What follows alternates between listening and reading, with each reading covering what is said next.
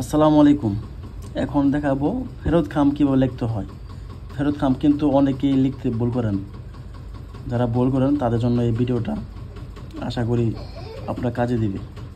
ফেরত খামে সর্বপ্রথমে লিখতে হবে পদের নাম।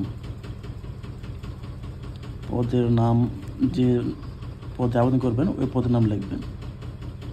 আমি ওয়ার্ড বয়ে আবেদন করছি, আমি ওয়ার্ড বয়ে লিখব। তারপরে নিজ জেলা লিখবেন। আমার জেলা টাঙ্গাইল।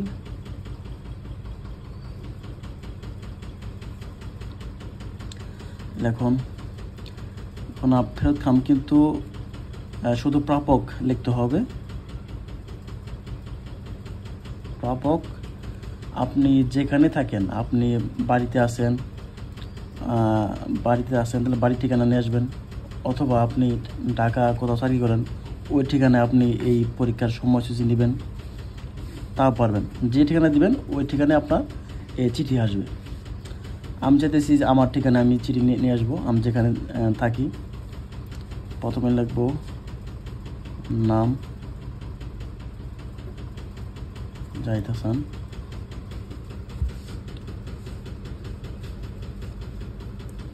কেয়ার অফ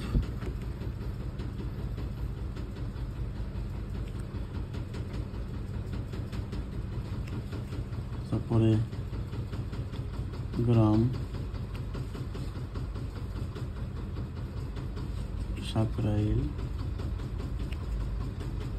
ডাকঘর ইসাপুর।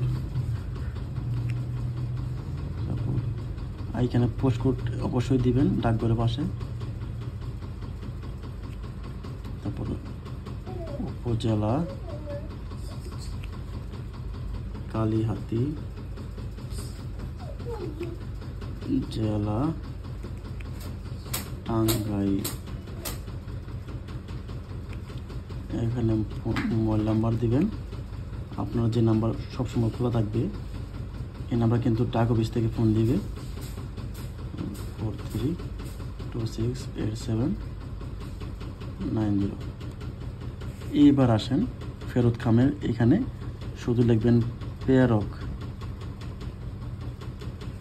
লেখার পরে এই ফেরত খামে আপনি যখন খামে এই ফেরত খাম ঢুকাই দিবেন, ওই পোস্ট অফিসে গেলেই এই পাশে দুইটা ডাক টিকিট 5 টাকা 10 টাকা ডাক টিকিট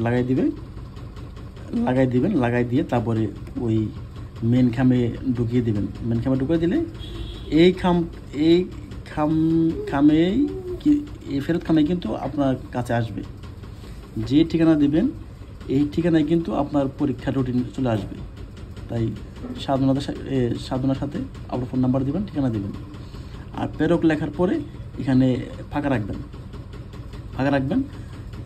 যেখানে আপনি চিঠি পাঠাবেন, যেখানে আবেদন করবেন ওনারাই আপনাকে এই চিঠি তারা পূরণ করে আপনার কাছে পাঠাবে। প্রেরক লেখার পর এখানে কিছু লিখবেন না, এখানে লিখবে যার কাছে পাঠাবেন সে লিখে পাঠাবে। আর এখানে 5 টাকা 10 টাকার 2 ডাক টিকিট লাগাবেন ফেরত খামে। ধন্যবাদ। আশা করি এই ভিডিওটা বুঝতে পারছেন। আর না বুঝলে আমি আছি, আমাকে ফোন দিবেন। আর কিছু জানতে চাইলে অবশ্যই আমাকে ফোন দিবেন। ধন্যবাদ সবাইকে। আসসালামু আলাইকুম।